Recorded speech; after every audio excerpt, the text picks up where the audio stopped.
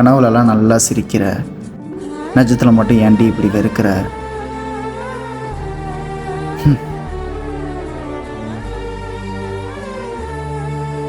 தூங்கட்டும்.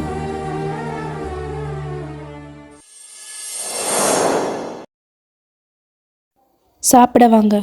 என்ன சமைச்சிருக்கா? ரசம் வச்சுருக்கேங்க. ரசம்மா? இதை வச்சுட்டு மீன் எடுத்து மீன் குழம்பு சமைப்போ. இனிமேல் எப்படிங்க மீன் குழம்புலாம் வைக்க முடியும்? அதான் ரசம் வச்சாச்சே. அடி என்னடி எய்த்து பேசிகிட்டு இருக்க? எப்பயும் போல கனவா நிஜம்னு நினச்சிட்டேன்.